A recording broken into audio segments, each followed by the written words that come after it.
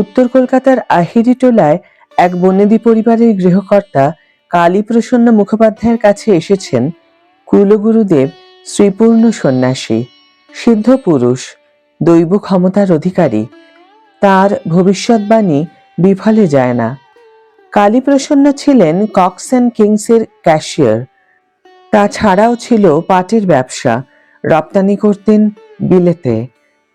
4 বছর অন্তর কালীপ্রসন্নর বাড়িতে আসতেন গুরুদেব, তাও তেরাত্তিরের বেশি নয়। আহার করতেন সামান্যই, দুধ, খই, বাতাসা, সন্দেশ, বড় জোর 1-8 টুকরো ফল। অন্নগ্রহণ নয়, একেবারে সাত্ত্বিক, সাধক।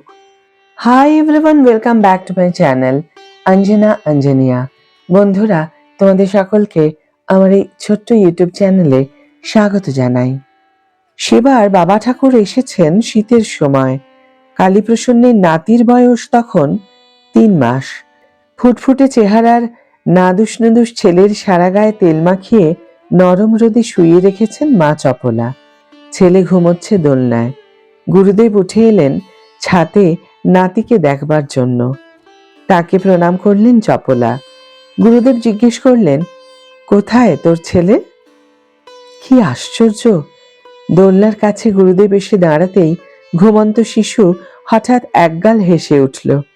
অবাক হয়ে তিনি নবজাতকের মাথায় হাত রেখে আশীর্বাদ করে বললেন, মা, তোর এই ছেলে একদিন এই হাসি দিয়ে ভুবন ভোলাবে, মাতাবে। তোর বাবার দেওয়া নামেই নাম করবে। 1926 সালের 3রা সেপ্টেম্বর 51 আহিরিটোলা স্ট্রিটের বাড়িতে টকটকে ফর্সা গায়ের রং, টানা টানা লক্ষ্মীটারা চোখ নিয়ে যে শিশুটি জন্মালো, কালীপ্রসন্ন তার নাম দিয়েছিলেন উত্তম। সত্যি বলতে কি, বাবার দেওয়া নামটা পছন্দ হলো না মেয়ের। ছেলের নাম এমন সাদামাঠা হবে? তাছাড়া নরোত্তম, পুরুষোত্তম এসব নাম তখন বেশি শোনা যেত। উত্তম নামটা অপছন্দ চপলার। এ কথা গুরুদেবকে জানালে তিনি বলেন, উত্তম নামটাই ভালো। দেখিস, ভবিষ্যতে এই নামেই জগৎ বিখ্যাত হবে তোর ছেলে। কুলগুরু সে ভবিষ্যৎবাণী মিথ্যে হয়নি। উত্তম হলেন উত্তম কুমার, নায়ক থেকে মহানায়ক।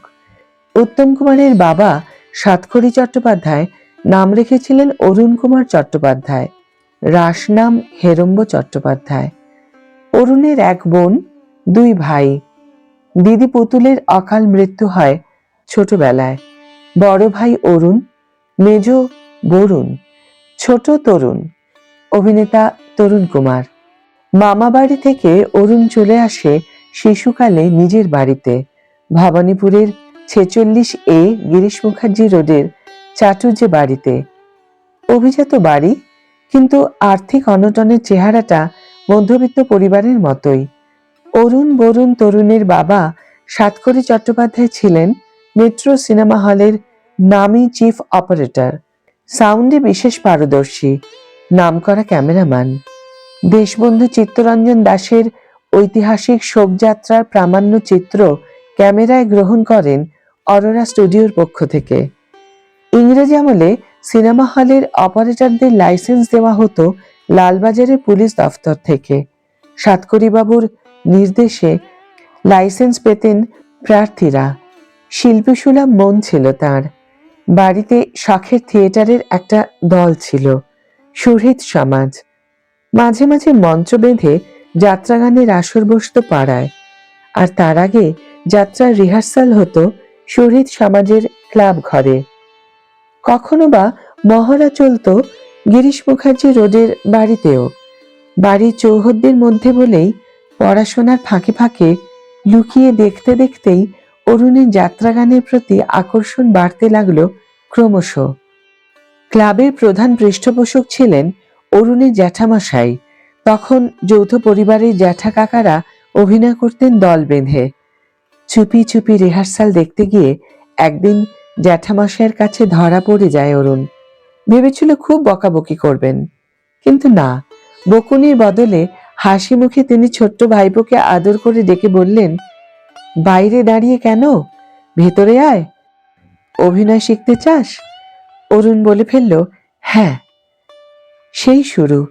জ্যাঠামশাইয়ের প্রেরণাতেই অভিনয়ের প্রতি ভালোবাসা জন্মে গেল অরুণের। অভিনয় করার প্রথম সুযোগটা এলো পাড়ার মুকুট নাটকে। পরে চক্রবেড়িয়া স্কুলে গয়া সুরে অভিনয় করে 2টো মেডেলও পেল অরুণ। শিশুকালের স্বাদ পূর্ণ হলো এবার। পাড়ার সুহৃদ সমাজের ব্রজের কানাই নাটকে বলরামের ভূমিকায় অভিনয় করার ডাক এলো। প্রখ্যাত নট, নাট্যকার, নির্দেশক ফণী রায়ের সঙ্গে অভিনয় করতে হবে শুনে অরুণের সে কি আনন্দ। তবে একটা চাপা ভয় যে ছিল না তা নয়। অত বড় অভিনেতার পাশে অভিনয় করা কি কম কথা? মেকআপ নিয়ে আয়নার সামনে দাঁড়াতেই অরুণকে আর চেনা যায় না। গায়ে ভেলভেটের ঝলমালিক চুমকে বসানো পোশাক আর গয়নায় ভরে উঠেছে গা। মাথায় চকমকে মুকুট, কপালে চন্দনের টিপ, কাঁধে লাঙল। সব মিলিয়ে পরিপূর্ণ বলরাম হয়ে ওঠা অরুণ আর নিজেকেই চিনতে পারে না। ক্যালেন্ডারের ছবিতে দেখা বলরামকে নিজের চোখে দেখার কি আনন্দ! খুশিতে বিহ্বল অরুণ। বন্ধুরাও এগিয়ে এসে বলল, কি সুন্দর লাগছে তোকে, ঠিক যেন বলরাম।